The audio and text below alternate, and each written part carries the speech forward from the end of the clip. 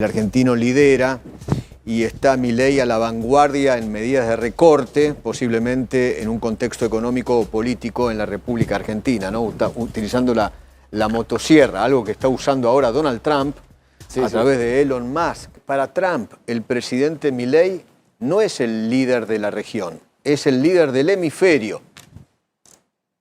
Es fuerte. A mediados de la entrevista nos dice a mí y a Sam, que es la otra reportera que junto conmigo hizo la nota, que después de esta entrevista me dijo algo así, palabra menos, como después de esta entrevista van a ver que soy más pro-Trump de lo que incluso imaginaba. ¿Me mostrás, por favor, la tapa del Washington Post? En tapa otra vez Javier Milei y allí dice algo así como que el argentino lidera y está Milei a la vanguardia en medidas de recorte, posiblemente en un contexto económico o político en la República Argentina, ¿no? Utilizando la motosierra, algo que está usando ahora Donald Trump a través de Elon Musk, ¿no? Quien hizo esa nota fue David Feliva, que es periodista que entrevistó justamente a Javier Milei para la nota. David, ¿qué tal? ¿Cómo va? ¿Cómo estás? ¿Qué tal, Eduardo? ¿Qué tal? ¿Cómo estás? Mucho gusto. Un gusto placer muy grande. saludarte. Saludo un placer al equipo enorme. y a la audiencia. ¿Dónde estás? Ahora estoy en Estados Unidos, en Chicago, para ser exacto. ¿Nos podés contar el marco de esa nota? ¿Cuándo se hizo? ¿Cómo se hizo? Etcétera, etcétera. Sí, desde luego. Mira, el interés del Washington Post por una nota con Milei se produce a partir del triunfo de Trump. Como sabemos, Milei tenía una posición privilegiada y fue uno de los pocos que pudo ir a la inauguración y, bueno, sabemos del vínculo cercano que tiene. Esa nota la buscamos bastante y pudimos concretar la entrevista propiamente dicha hace unos 13 días exactamente, el 17 de marzo. 13 días, 17 de marzo. Tomamos nota para ver las cosas que ocurrieron. 17 de marzo, muy bien. Contame una cosa, ¿y dónde lo hiciste? Esto fue en el despacho presidencial en La Rosada. Duró 1 hora 7 minutos, si no me acuerdo bien. 1 hora 7 minutos. Contame el marco social y económico que vos encontraste en la Argentina al momento de hacer la nota. Claro, bueno, fue interesante el contexto en el cual hicimos la entrevista, que es que, no sé si la semana anterior había sido el escándalo de las protestas, digamos, que bueno, todo el tema del fotógrafo Pablo Grillo y toda la violencia que todos vimos. Y esto era 2 días antes del próximo evento. Del otro miércoles. 2 días, o sea, fue el lunes. Fue un lunes, claro. Y lunes pasaban 17. 2 días para que... Entonces para que estaba venga la otra amenaza latente. Estaba la amenaza latente de que pudiera ocurrir algo parecido. En ese contexto hicimos la nota. Bueno, ¿y cómo lo notaste al presidente? ¿Qué es lo que notaste del presidente? Lo noté, mira, sorprendentemente tranquilo. Yo he tenido la oportunidad de entrevistar a Javier Milei unas 2 o 3 veces, no como presidente, pero sí como candidato y sí como diputado. De hecho, vengo siguiendo el fenómeno Milei para el Washington Post desde el 2022, incluso antes que estuviera realmente en el radar de la Argentina. Hicimos notas, fuimos de los primeros en ese sentido. Yo lo noté muchísimo más moderado y centrado, si querés, de lo que lo había notado en otras veces. Habló bien, digamos, era políticamente correcto en muchas de sus respuestas. Incluso le preguntamos, por ejemplo, del Papa, le preguntamos de China, obviamente le preguntamos de Trump, que era el foco de la nota, y realmente lo noté con respuestas centradas. Yo creo, y esto es mi opinión, obviamente es algo especulativo, es que él se había preparado mucho. Era la primera entrevista con un medio internacional desde todo el tema Libra. Claro. Y lo noté en ese sentido, como obviamente muy invertido en dar una buena participación. Y del tema Libra, obviamente le preguntaste y ¿qué recordás que te dijo? Mira, el tema Libra desconoció, bueno, obviamente trató este tema de los muros, viste, que ya lo había mencionado en algún medio local, y empezar a restringir el acceso al presidente. Dijo que había ajustado las políticas de Twitter. No dio detalles, pero como que ya era como un poco más... tenía más controles, eso dio a entender. Y dio a entender como que, esa fue mi impresión, como que previo a esto era, digamos, como que era muy fácil acceder al presidente.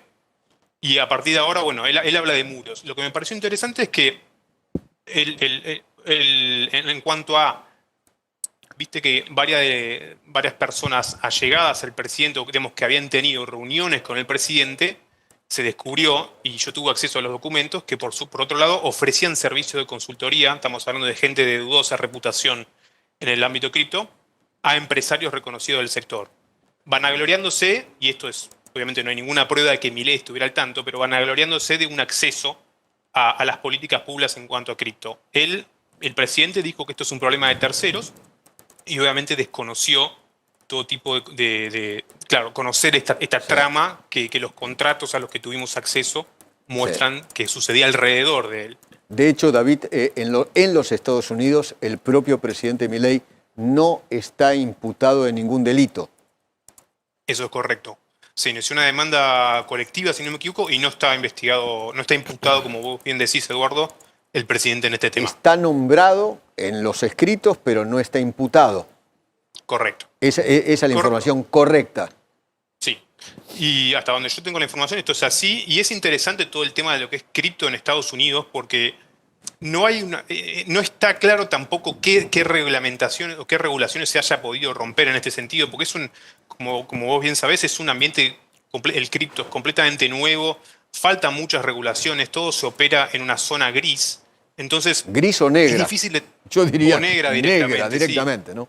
Pero podés tener casos donde la conducta es completamente poco ética, no digo el caso del presidente, pero en general, con esto de las meme coins, donde la conducta es muy poco ética, pero realmente no existe una penalización concreta para ese tipo de instrumento en la SEC, sería de Estados Unidos, que sería el equivalente a la CNB. Claro. Entonces se dan esos matices, pero sí, hasta donde yo tengo la información, el presidente no está imputado, sí avanzan una demanda de acción colectiva.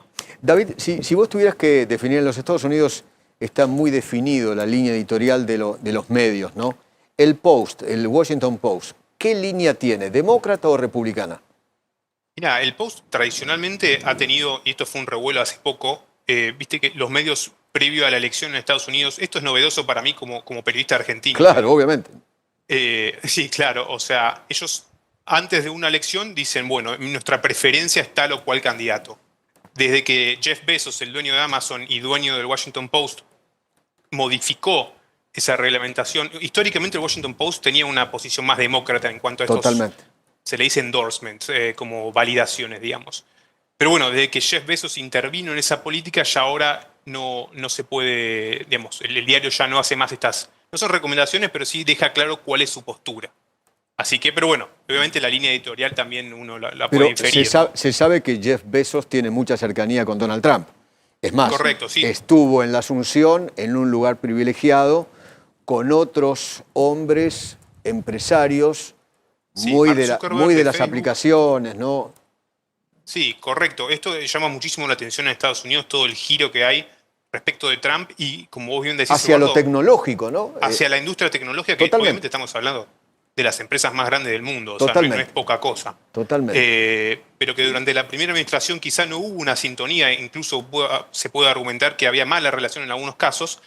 Ahora llama mucho la atención esta especie de realmente mucha sintonía, mucha afinidad, y eso se vio, como mencionás, Eduardo, en esa ceremonia, donde estaba Mark Zuckerberg de Facebook, claro. Sí, ¿algún otro detalle que te haya llamado la atención del presidente Milei? Lo vi,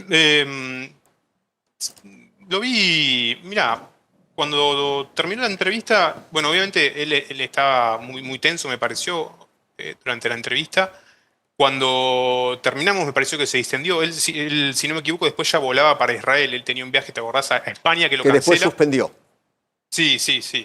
Lo tuvo que suspender. Pero bueno, solo cuando empezamos a hablar de eso y nos contó un poco lo que iba a hacer entonces, ahí se distendió y habló, bueno, de lo emocionado que estaba, de que me acuerdo que iba a ver la Ciudad Vieja en Jerusalén y la gente que iba a conocer eso. Bueno, ahí fue el único momento, te diría, de distensión de Milei, lo que fue la entrevista, que bueno, hablamos de muchísimos temas, el fondo, el tema Libra, como te decía, pero también la relación con Trump. Eso, ¿cómo define el presidente Milei en tu nota al presidente Trump? Mira, esto creo que no salió en la nota y me gustaría ser exacto, pero cuando terminó la entrevista o a mediados de la entrevista nos dice a mí y a Sam, que es la otra reportera que junto conmigo hizo la nota, que después de esta entrevista me dijo algo así, palabra menos, como después de esta entrevista van a ver que soy más pro-Trump de lo que incluso imaginaban. O sea, las respuestas del presidente en todas las preguntas en cuanto a la política exterior y a la relación de Estados Unidos era defender la postura de Trump.